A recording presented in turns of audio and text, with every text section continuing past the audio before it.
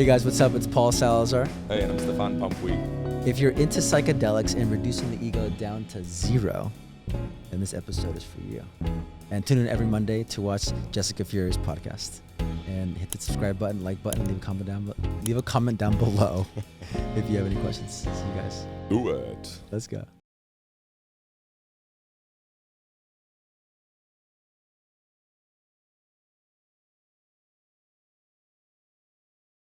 I have been so over the moon to be sharing what I'm about to share. Bufo, 5-MeO-DMT. 5-MeO-DMT Bufo is the most powerful psychedelic just you can ever use. And somebody used the reference when I was listening to so many different episodes that 5-MeO is like the star of the Christmas tree. But I've been really just wrapping my brain around everything that's gone on. And this is a 2-part episode. I am going to speak a little bit more about the healing modalities of these plant medicines with 2 of my friends that are coming and meeting me in the studio today. You guys are going to be so excited. Set up in this green vape pipe. It was kind of cute. There was a little frog at the end. So there's little glass vial was at the end of it, and that's where the medicine was. So prior to it, she had me just do some inhales and exhales, because when you smoke the medicine, you're not smoking like you're smoking a joint, and you're not smoking like you're smoking a cigarette. You're actually almost softly, if someone said to you, I just want you to you can't eat the softest little pull, but I want you to take 15 seconds to pull the medicine. So she prepares me by just sitting in front of me, and she then says to me, after she explains how I'm going to receive the medicine. So she says to me, you're going to smoke and you're going to pull it in for about 15 seconds. And after that, you're going to hold at the top. You completely black out. This is the only medicine that completely annihilates your ego. You literally completely black out. And you have no visual form of anything that's in front of you. And during this moment of just being completely blacked out, this is the most powerful medicine because it is all felt. It is the only felt experience that you have to anything that is a higher dimension. And all of a sudden, I started to just feel every single part of myself. And because I don't have any recollection of the first 5 to 8 minutes, I only have the recollection of, because that's where your ego completely annihilates and the power of this medicine comes through. So I spoke with this integration woman. She explained to me that high, you sort of come back down to earth, but all the things that you receive through the medicine naturally works through you. So naturally, I go into my research science type of space, and I start to research the power behind this Bufo 5-MeO-DMT. So I started to read different books. I started to read different medical articles online, and I started to then listen to other people who facilitate this medicine throughout the whole entire year for many, many, many, many years. And what happens and what makes it so powerful? So to explain this to anyone who has used psychedelics, imagine a Christmas tree, and Bufo is the star that you put on top of the Christmas tree. There is no comparison, and there will never be a comparison to this type of medicine to anything of a psychedelic, because this is completely felt. It's all a felt medicine. But I did want to come on the mic because I did want to explain how powerful it was for me, how life-changing it was for me, how just, how just more present I am, and how much more connected I am just to people as a whole, by just leading with the intention to make a connection to the other person. And know that I already have everything that I need, because I do. I'm a very abundant person, and by changing that state of mind, even if it was to go into this space of Bufo, it really healed me and it really helped me. And I'm going to just end by saying this is the end of our part 1. We do have a part 2. Welcome back to the podcast. So this is part 2 of my episode with my Bufo experience. And I wanted to bring 2 of my friends on, and I'm going to have them introduce themselves today. Hi, I'm Stefan Pommepuy. Are we saying that we work together at the agency? I don't know. No, I don't care. I don't know where we're going with this, but yes, that's who I am. I feel like I should have like an accent. Right. Yeah. Like, I'm Paul Salazar. I'm Paul Salazar. This is my second time on the podcast, and I'm excited to talk about plant medicine with both of you guys. Same.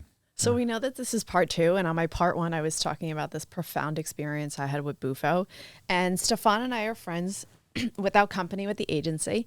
And after I had my experience, when I said to him, I was like, it changed my life. Like, it changed my life. It literally changed my life. And then I sat down with him for probably 10 minutes, and I totally just went into this vulnerable space of just sharing how powerful it is. But before I actually want to hear, Stefan, your take on my experience of sharing it with you. But Paul, so for reference, and Stefan, I definitely want you to chime in with this. Bufo is the venom of a frog, right? Kind of. It's they're like spores that the frog has, and you pop it like a zit, and then that pus. It's usually, and they don't harm the frog. They capture them, and then they tie them up, gently, I guess. Pop the pus, and then on a piece of glass, and when that dries, it crystallizes, and then you smoke that. So it's not like a snake or where it's biting you with it. Okay. So when I was watching this video, so you can either smoke it out of a crack pipe or a meth pipe. I smoked it out of, Or just the pipe. Or just the pipe. but I guess because I was watching so many YouTube videos prior to doing this, that those are what people were saying that they use them. Yeah, just because you need the heat, you need a blowtorch. You can't do it with a lighter. You can with changa or the synthesized DMT. But with 5-MeO, because of the crystals, you need more heat, and so that's just the more convenient pipe. Mm-hmm. But we got a medicine man over love here. it. I was like it. Yeah, I love it. That's why I was like, cool. I knew that I wanted to bring Paul back on, and I wanted to I was like, oh, what's the angle I can take with getting Stefan on? Yeah. And it just worked out so well. It was almost synchronistic, because we talked about this in December. I was like, I should do a roundtable with other people who are in this space, in this healing space. So the pipe that I used was more of almost like this pretty vape pipe. When I explained it to you, did you know what I was talking about? The one that she has, it's it's like a long pipe, and at the end it has a little vial where you put the medicine in, and exactly the torch. And the torch. It's powder, you said, or is liquid? Crystals. It's crystals. Okay, got it. I mean, you can crumble the crystals in powder forms. Got it. But it's a rock. Yeah. It's a rock. Okay. And so you inhale, and I inhale as instructed, which was 15 seconds. You just pull in. It's not like a weed smoke. It's not like a cigarette or a cigar smoke. It's very Is it thick? Is it potent? It's a long, soft, It's a unique slow taste. pull. Does it taste like frog? It tastes like shit, to be honest. I mean, it has I have my vial, and I smell it every once in a while. Yeah. My You kept a burnt vial? It's like ayahuasca. Well, my it's a burnt small medicine. price. Oh, got it. Okay. And then then you're just you're out. How fast are you out? Immediately. She's held it, hold it. And she initially said 15 seconds, but within 2 seconds, your ego shuts off. Are you laying down, sitting down? Well, so I don't know what other people's, the mat is behind you, where you're on the mattress and the pillow's behind you. And I just went right down. You fall back. Yeah. Okay, so you were laying down. When I did mine, it was we were standing up outside, gazing into the sunset. So we did it right before sunset. Wow. You do the kind of the eye gazing. Try not to stare obviously directly into the sun. Yeah. You do that eye gazing thing, and then like you said, when you pull it, and then you're sitting there, and it's like, oh shit, here we go. And I've done a bunch of ayahuasca ceremonies, so I'm like, oh, this is this familiar ground. But then you get past that point of oh, and then just complete dissipation of consciousness. Wow. And then the minute I kind of, I guess, in some unconscious form felt his hand on my back, I kind of collapsed on the ground, and then and then had the experience, and then you're kind of coming back online from the ground. But yeah, mostly you would do it kind of sitting up, and so you can kind of just lie back once it kind of comes. But different modalities. It's a complete non-dual experience. It's the only one that like, but this is where because you guys have done ayahuasca as well. Like, I mean, it changed my life just because, like, I mean, first of all, this complete annihilation of not being coherent of anything. So you felt it changed your life more than ayahuasca did? Yeah. That's very interesting to me. And why? Because to me, Bufo, it's cool, it's cute, like it's It's cute. It's cute. I like that. It's cool. It's okay, but there's no. I mean, you have that. It's kind of like a reboot for me. It's like, yeah, sure, it kind of just restarts your system, but there's no conversation there. It's almost like a one-way experience. Whereas with ayahuasca, you have time to really sit with it. You have time to open doors, explore different avenues. Depending on the first cup, second cup, third cup, or whatever. Depending on how deep you go. For me, it's a bit more of a co-creative experience where you can actually sit and take in a lot of these insights and take in some of the things you're experiencing. Whereas Bufo is just like zzz, and back on. Like, all right, what was like? So I'm curious as to like how it changed your experience in the sense of like the aftermath, the feeling of the aftermath, or some of the blips of insights you got within a few seconds of consciousness. Between all of it. Like. It's like you hit the reset button. Like I'm very into like neuroscience. Like I sort of like nerd out on like neuroscience.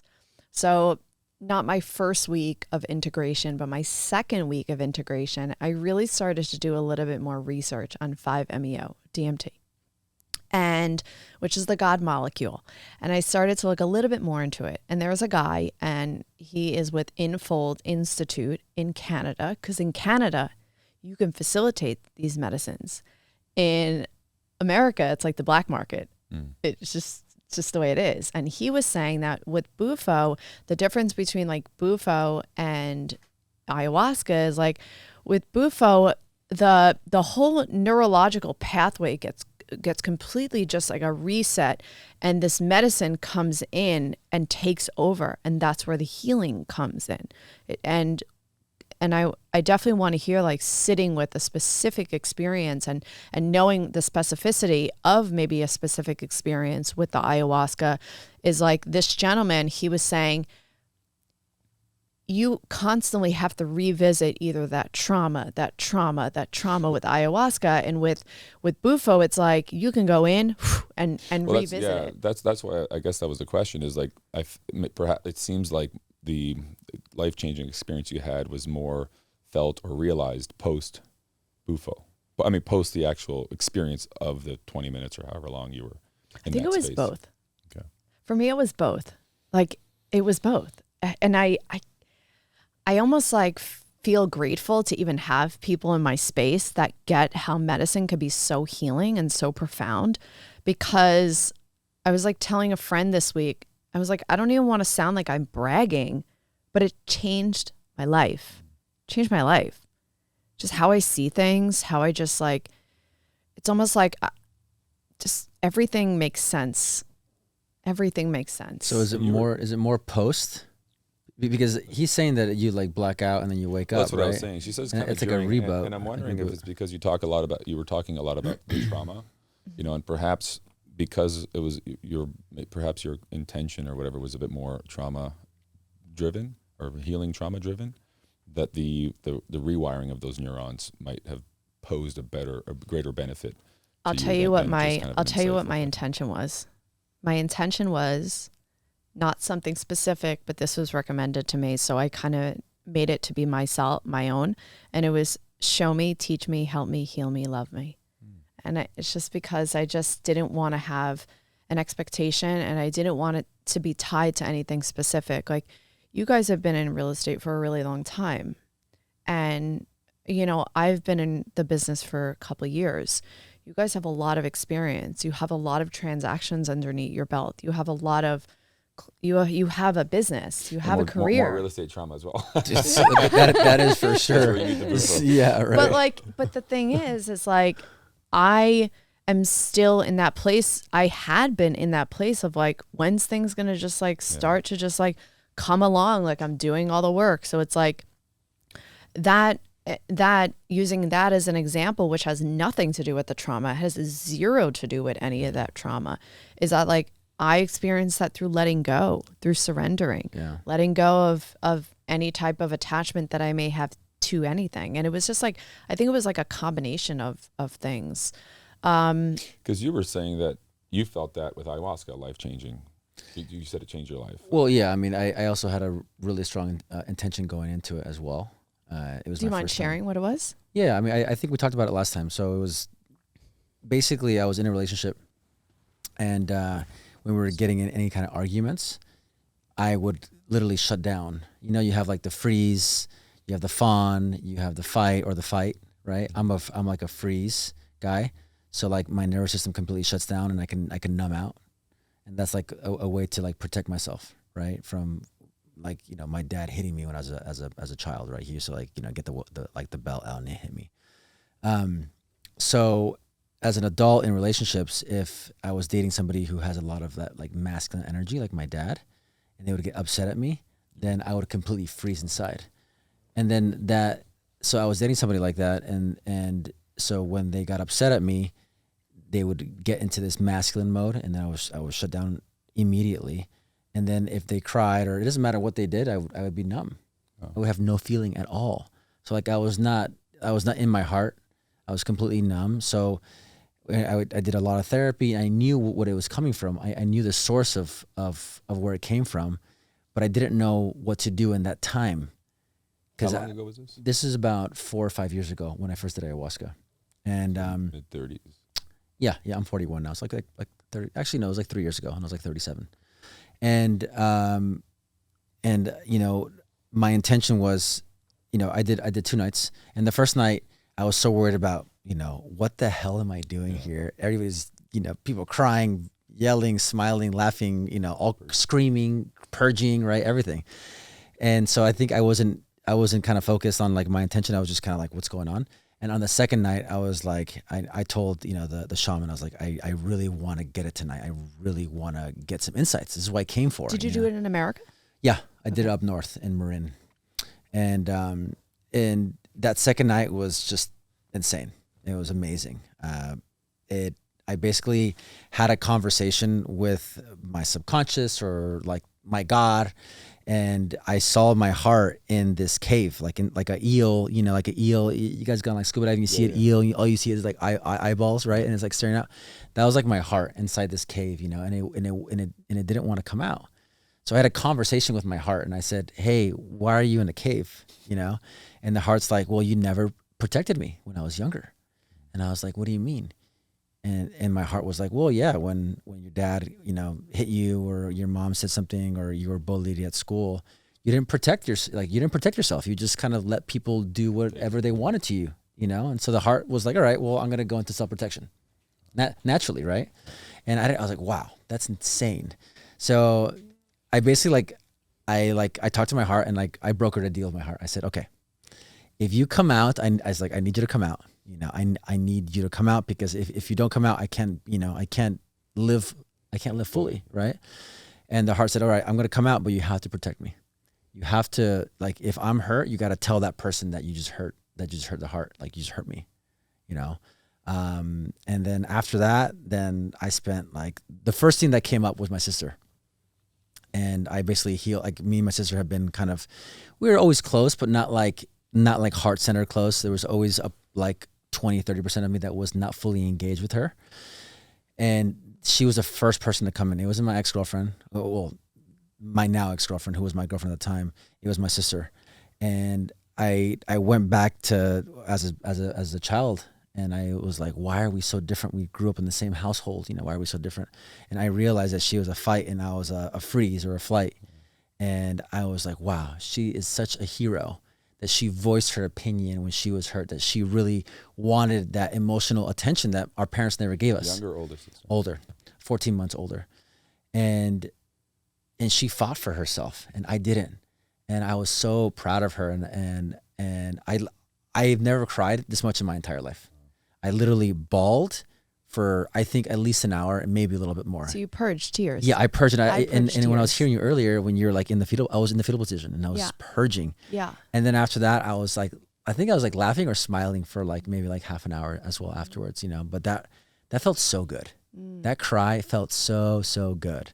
So that was like my first experience. And then I healed my sister. Me and her are so much closer.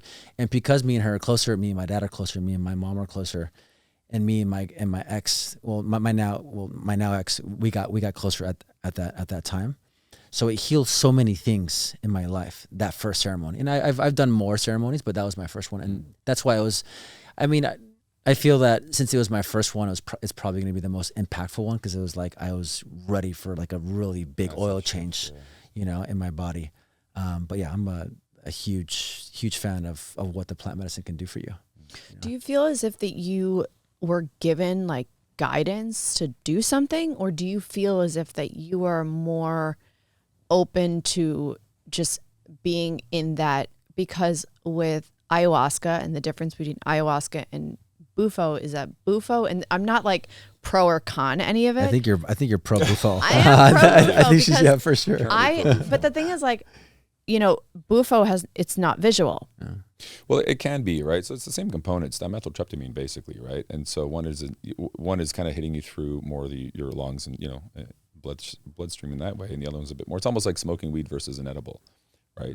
I hate edible. I hate edibles. But like you smoke, like so. Yes, I would much rather a flower but I just don't want gelatin. Yeah. And a lot of them are just byproducts put together for a piece of an edible. No, I'm not an edible I guess fan. what I'm saying is that it's, you know, the component is the same or similar, administered in different ways, but so it can, like, for me, my Bufo was very psychedelic, very visual, you know, and part of, and that's kind of like the part. I didn't mean to knock it by saying it's cute. It's great. For me, it has its benefits, but it's a bit more of like a cool IMAX show, like, you know, before you go offline. But yeah. you know, I didn't feel, and look, you do something long enough, you'll have different experiences around it. But I didn't feel the same connection with a spirit guide that's sitting there holding my hand, walking me through a pasture of, you know, insight or surrender or release or whatever. You know, so it's interesting that for you it wasn't psychedelic at all. You didn't see the visuals. There was a form of psychedelic, but my facilitator, she and I were talking about it after, because I was like, I want to do it again, and I will do it again. And she feels the same exact way. But I will say, I created my podcast in an ayahuasca ceremony. Well, there you go.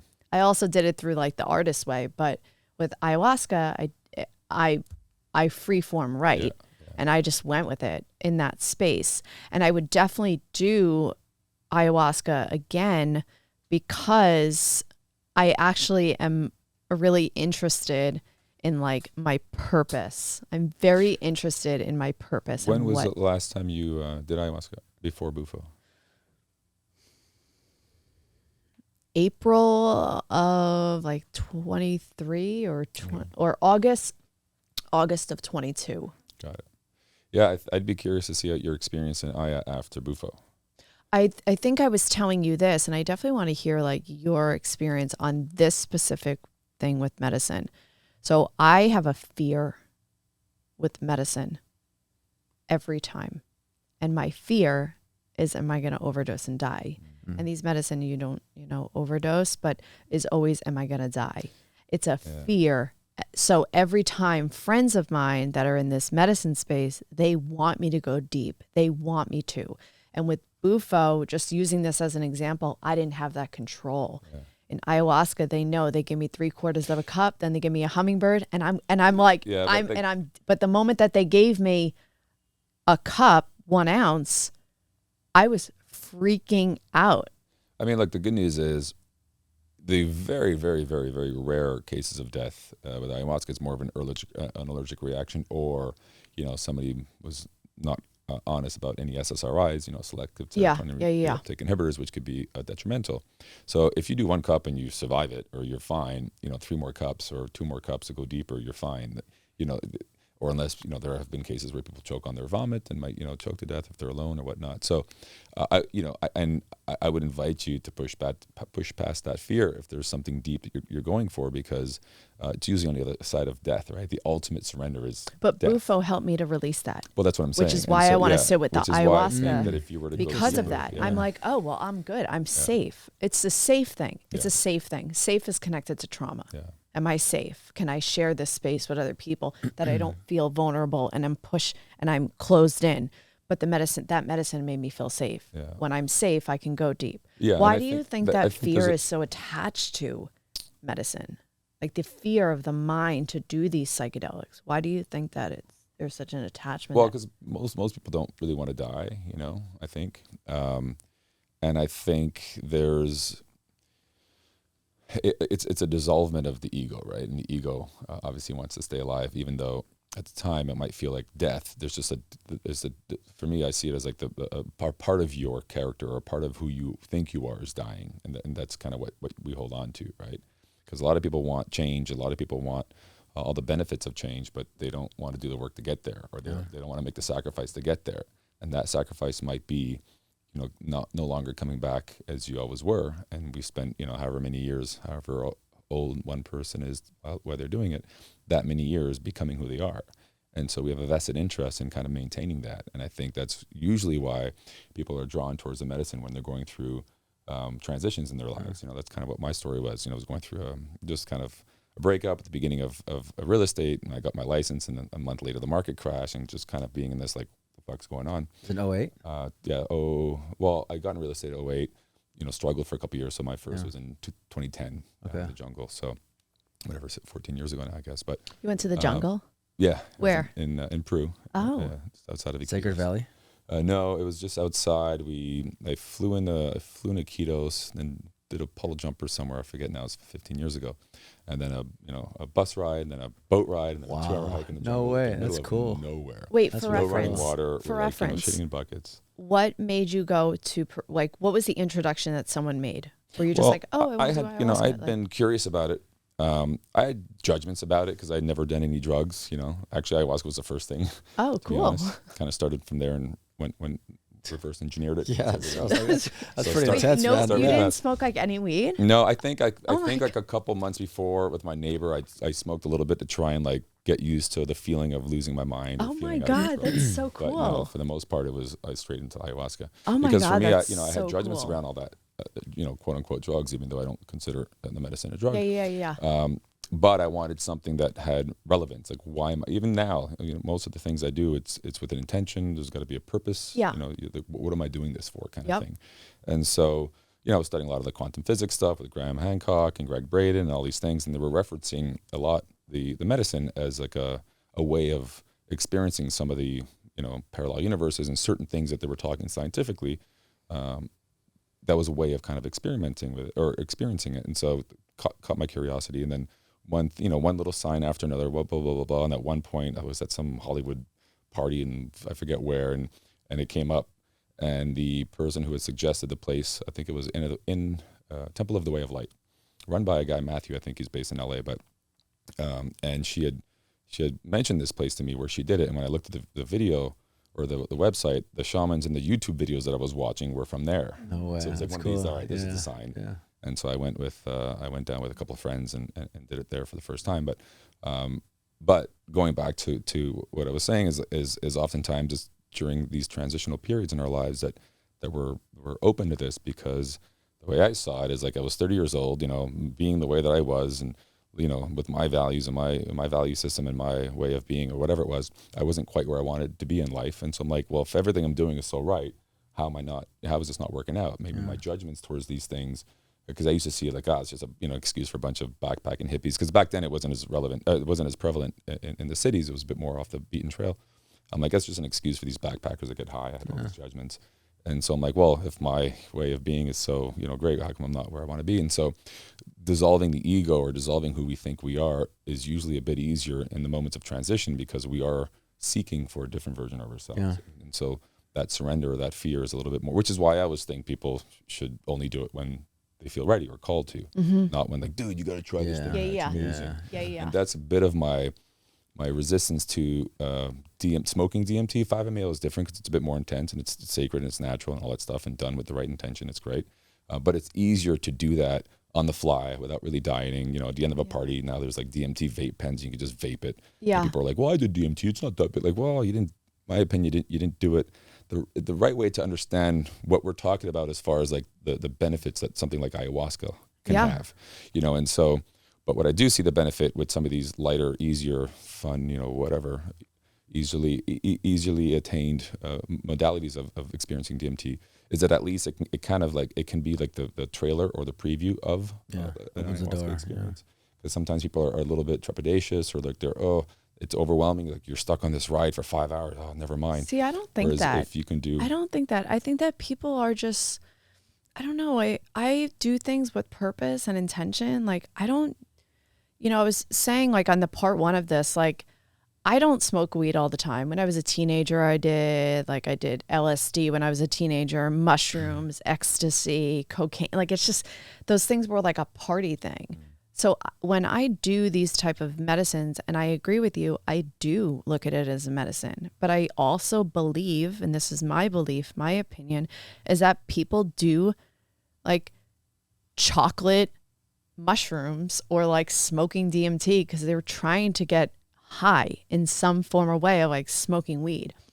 And personally, because I'm and what I'm hearing with both of you is like being on a journey of self-discovery, because that's ultimately what it is, overcoming of oneself to better connect ourselves to others, is like, I actually think that people who do like these vape of smoking DMT pens, I'm just like, yeah, great. But are you like, and I don't say this to them directly, but I am thinking it. I'm like, yeah, but you're essentially just want to get high, and that's okay. That's what but I'm like, saying, are you setting an intention? Are you working with it? Are you observing what's coming up for you? Are you making the changes towards these things? Most. I mean, whatever. It's generalization, but a lot of people that do it that way are just kind of wanting to experience the DMT high, because, like I said, for those that are willing to kind of prepare and sacrifice the diet and all these things, that, you know.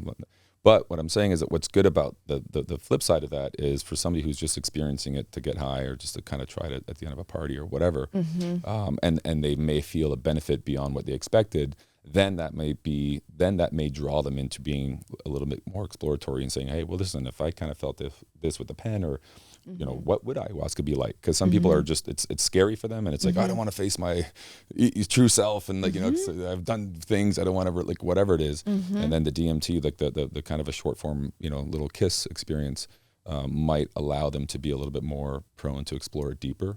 So it's at least what I tell myself. I think the one can benefits of some hope. of these I think things. one can hope, because again, like, I've had friends that they're like, and I've told them, like, I've done, I'm very open with like sharing about my medicine experience. I don't tell clients. I'm not like, hey, just letting you know. But I'm like, yeah, I have a podcast and I talk about all these things, and I carry a message in a very unique way. Not reinventing the wheel, but in my way, it's very unique. And just like, I like to connect in a different way that's not linear, which is real estate. But I don't know. People have said to me, they're like, oh yeah, so-and-so, they all went out for dinner and then they decided to just like eat mushrooms or eat chocolate mushrooms or something. And I know, based off of what the person is telling me, is like, they're just doing it for like the fun part of it, which is just like, they're just all hanging out and just wanting to get high. I do mushrooms. Like, I did mushrooms on Friday night just for myself. Like, I had like an intention. Yeah. But I also do it, like, I did it like 2 weeks ago on a sailboat for the day with my friends. I'll And do it on a hike. And I take a little bit on a hike. I'm like a goat on mushrooms. I'm just like so much energy. I love that. Yeah. You know? It's almost like a So performance enhancer. but so it's like, I think everybody has their own reasons, right? It just like weed too. I mean, weed's also a medicine. Yeah. Right? And also tobacco. It used to be used as a medicine for the natives. Yeah. But then it starts to get more popular and starts to be abused. But I think, like, the way I always tell people, if they're wanting to experience something for the first time, I say, like, do it the first time in a controlled setting, in a kind of a sacred way or something, so you actually learn the medicine. right? And then once you understand, just like kind of like sex for the first time, right? Like you want to do it in a sacred way or with a girl, whatever, your partner, and also, you don't want to be at the party in the bathroom or what. You can do that Or later. paying for it for the first time. You know, you can do that later, and it's I mean, you're getting exploratory and fun, all that stuff. But that's perhaps not the way you want to experience the first time. You want to understand it. You want to know what the benefits are. And if you're doing it at the end of a party after doing all kinds of other substances, and you have a bad experience, like some people do, and they're like, "Oh, mushrooms, it's not for me." And it's like, oh, it's too bad, because that could be such a valuable tool for you if you had learned it. And once you do it in the right setting and you have a great experience, then you can take it. Like I'll do it at a Coldplay concert or Burning Man or whatever. Even though I think Burning Man is a sacred space as far as exploring oneself. But you know, once you do it in that setting, if you have a bit of an off or a bad experience, you know that it's probably just set and setting, or it was probably just that night. It's not the medicine. It's the you know. And it's funny because I read that there was an article about some pilot or some guy on the plane on mushrooms tried to like whatever it was, some crazy thing happened. And I always found it funny that whenever mushrooms involved, it's like they blame the mushroom and not the person. When it's alcohol, it's the person. Like some guy was drinking and driving, he crashed, it's his fault. They don't blame the alcohol, they blame the guy. But whenever it's mushrooms or acid or something like that, I never really thought about that. They blame the drug and not the sense. person for doing something stupid, like 10 grams of mushroom before flying a plane or whatever. It's like, so it's I think there's still a taboo, or there's still like some well, I mean, this all started. There's like a documentary on YouTube or on Netflix that like talks about like the history of like psychedelics and how it was, it was pretty much open, and then the government shut it down back in the 60s or 70s. I don't know when it was. Yeah, mid-70s. And then they pushed a lot of, propaganda against it for, saying you can die from it and all this stuff. And, it's all that's stuff that's really not true. It's a Schedule 1 because they're saying there's no clinical data to prove its benefits. But there was, and when they seized the notes, there was a couple, a woman and a man that had these great clinical trials with LSD and psilocybin that they seized all the data. But the other thing is, like, how are you supposed to get clinical data if you're not allowed to study it? So now we're kind of getting there. There's a resurgence of that, which is great. And I think it's, culturally it's becoming a little bit more acceptable and used in a great way. And so we're kind of, it's the next, we're kind of like pushing towards that. I feel like here in LA, like everybody uses mushrooms now. It wasn't like that like 5-10 years ago. And now it's like if you go to other places too, like if I go to like Texas and hang out with some friends in Texas, they're starting to get it over there, but they're like, mushrooms, like that's kind of weird, like, oh, am I going to trip out? I'm like, no, you're just having a little bit. Like you can barely even like feel it, Well, one of the people that I get mushrooms from, I told them that I've gotten mushroom from other people. There's a guy in San Diego. Because I usually would do like a capsulated microdose that either has like lion's mane and niacin with it. His capsulated, whatever they would be called, are so good. They're very good. But niacin can make you red and fleshy. Yeah, niacin acts as an MAO inhibitor, a monoamine oxidate inhibitor. Okay. So that allows you, it's kind of like with ayahuasca, right? Yeah. Ayahuasca, people think it's like, ayahuasca, you get high or whatever. It's not. Ayahuasca is the chacruna leaf is what has the DMT. The ayahuasca vine has the MAO inhibitor. Oh. So you can drink pure ayahuasca and not have an effect, just like you can drink pure chacruna and not have an effect. And so the effect... It has to be mixed? Yeah. I didn't know that. Yeah. And you said it's a leaf extract? It's a leaf. So the chacruna is a leaf. And you have the broadleaf, you have the white queen, you have different variations of the chacruna leaf. But the dimethyltryptamine is in the chacruna leaf. And the MAO inhibitor is in the ayahuasca vine. Is it the leaf off the vine? No. Oh, it's a complete... Two different plants. Yeah, which is why they say it's the sacred thing, because out of the 150,000 plants in the Amazonian forest, what are the chances that you learn to mix these two to have an effect? Right? Yeah. And they say that it was some divine, or there's a whole folklore around how that came to be. But you can actually microdose ayahuasca vine, pure vine, and it's got healing benefits. Yeah. But you're not gonna have a psychedelic effect. Okay. And so with niacin and some of these other MAO inhibitors that people put with mushrooms, similarly, that's why you get nausea when you're eating like 5 grams or 10 grams for a ceremonial dose or whatever your dosing is. You kind of get that nausea because your body's fighting that. And if you use an MAO inhibitor, you could actually use pure ayahuasca vine and do mushrooms after that, because that'll act as an MAO inhibitor and intensify the mushroom experience. And so it's chemical, right? I mean, it's all the enzymes and all the different things that allow for certain things to be. And so depending on what you mix with mushrooms, you'll have. How did you learn about this? I mean, obviously, there's a interest in it, so you've learned. You've like read books. Like what are some books that you've read? I've so much. I'd have to think off the top of my head and give you some links to great movies and great books. But mostly with shamans around the world, I've been in this space for 15 years and cook medicine in Hawaii.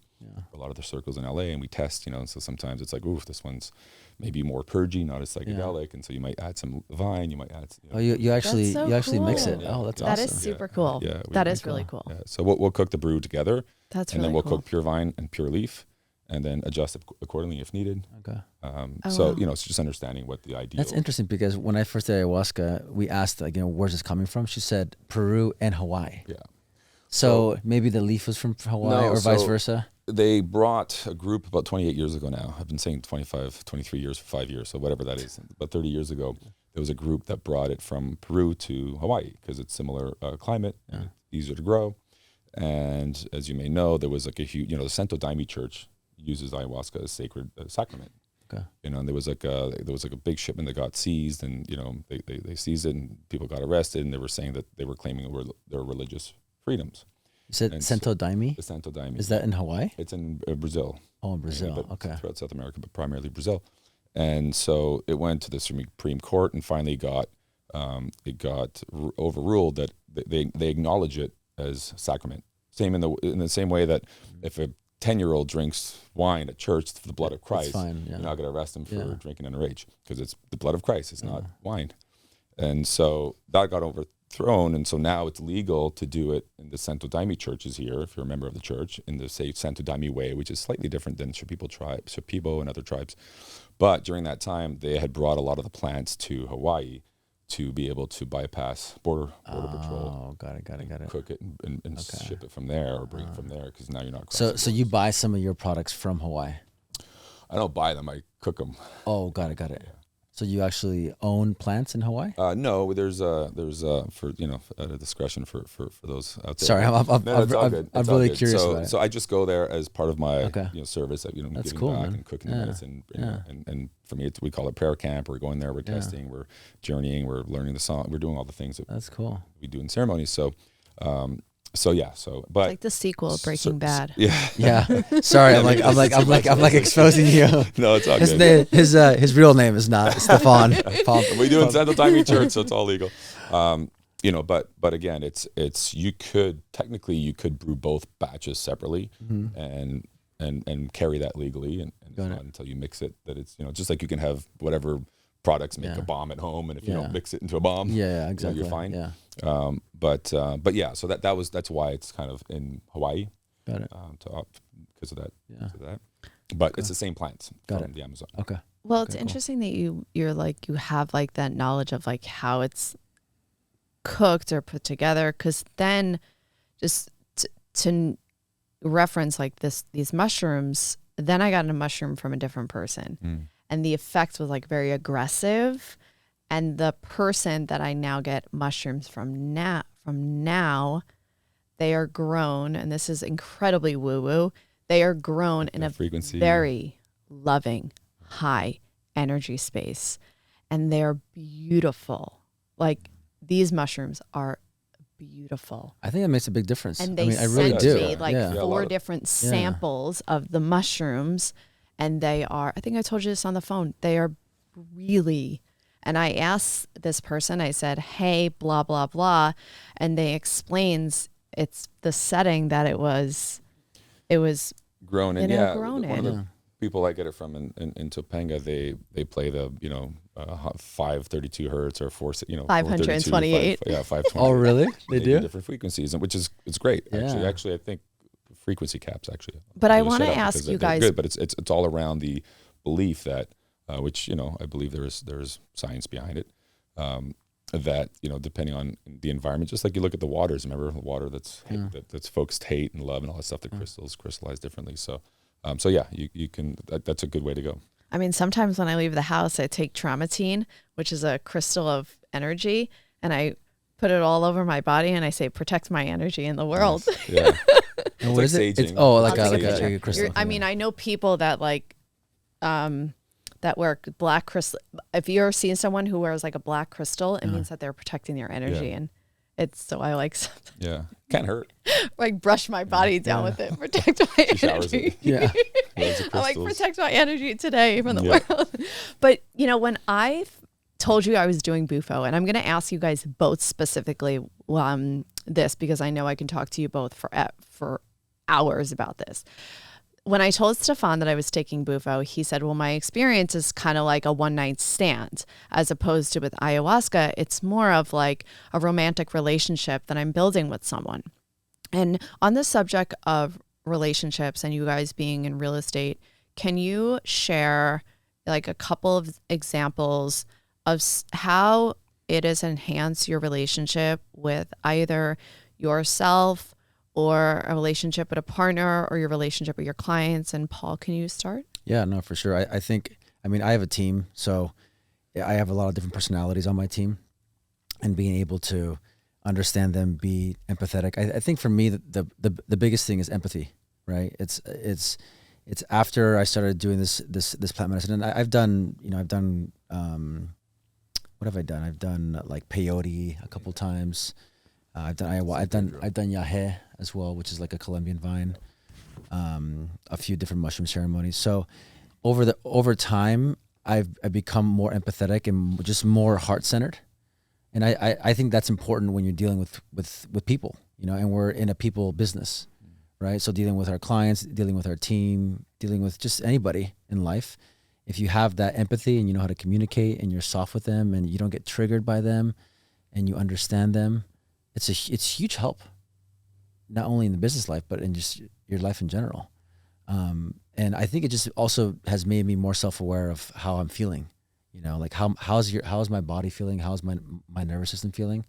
I'm really fascinated of like how, like when I get nervous or if I start to feel like that freeze, why am I feeling that way? What's causing it? What things can I do to, get over this so I'm not feeling that like funkiness for, more than, a few minutes or whatever it is, right? So it's definitely helped. And I think it's because I'm more heart-centered. So like, good story, we were coming off the catamaran a couple of days ago with a bunch of buddies. We were all doing some mushrooms. Had the best day. And we had docked the boat, and there was a couple of guys there, and one of the guys I didn't know. And he had like I'm not sure, like a trouble pass, but he had like a pass.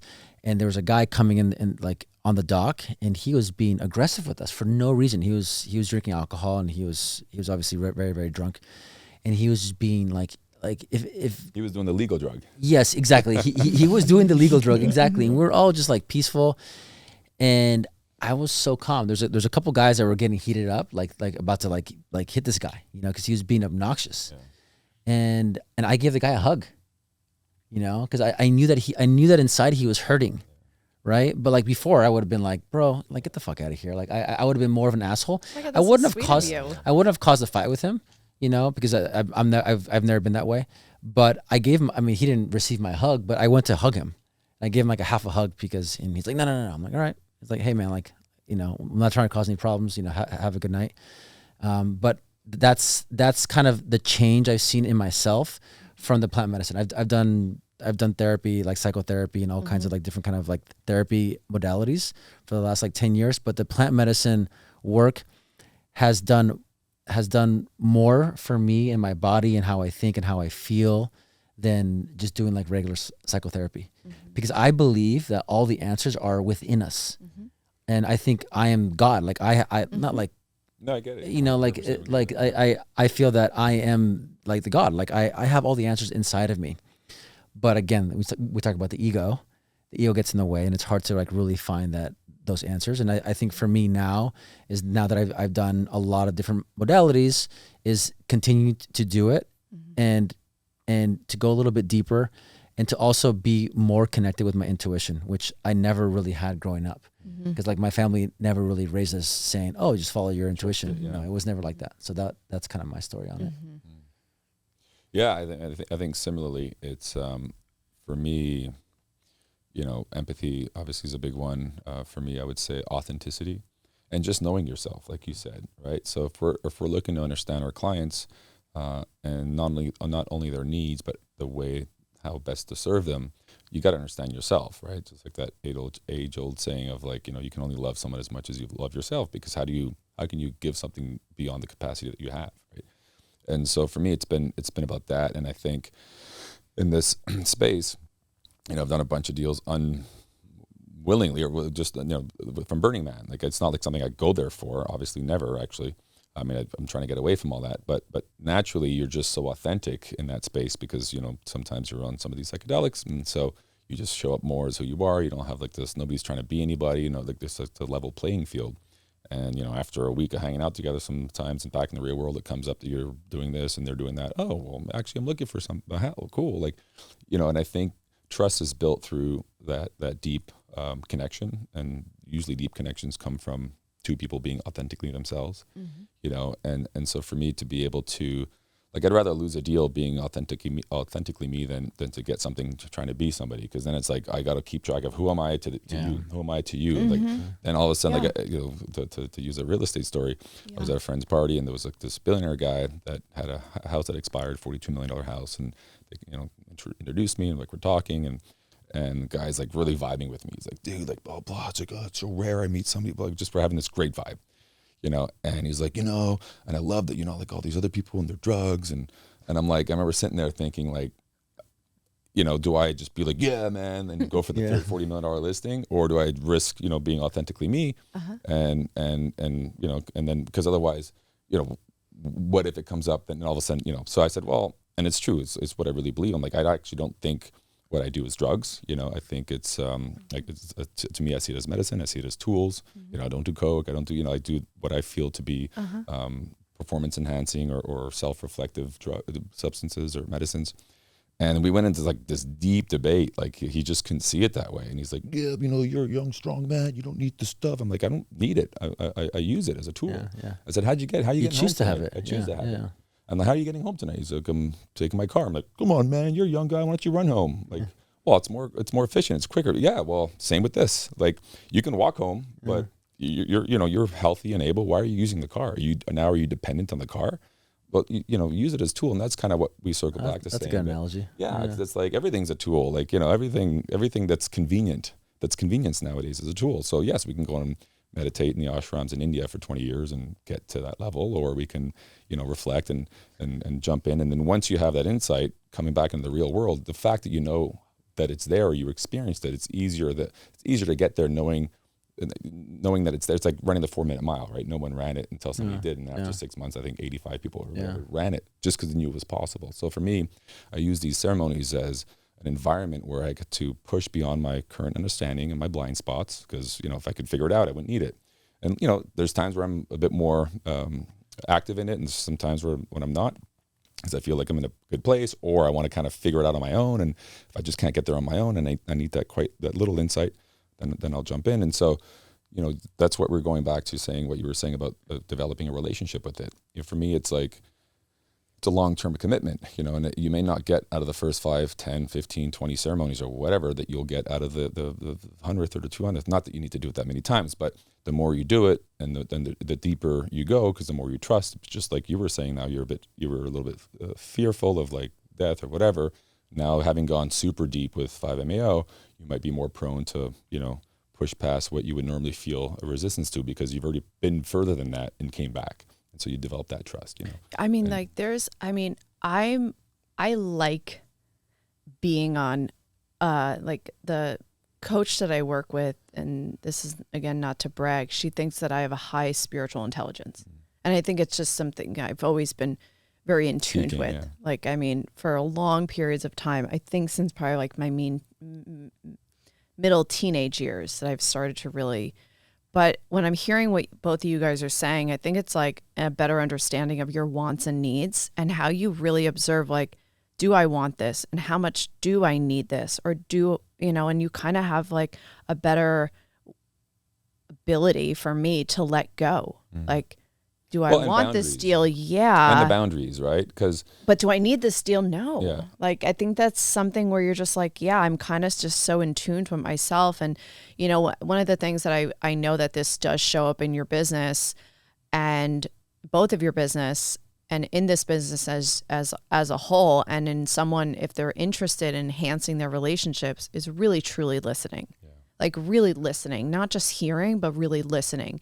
And when I invited you guys to come onto the podcast, and I called Paul on the phone, and I knew that he was just going to be so happy. And I spoke to Stefan in our office, and he just listened to my experience before even replying, like even jumping in and saying what he wanted to say. And when I called Paul, he was just so enthusiastic. He was like, don't tell me. I want to hear everything about it. Like, don't tell me now. I just want to listen so I can respond to it.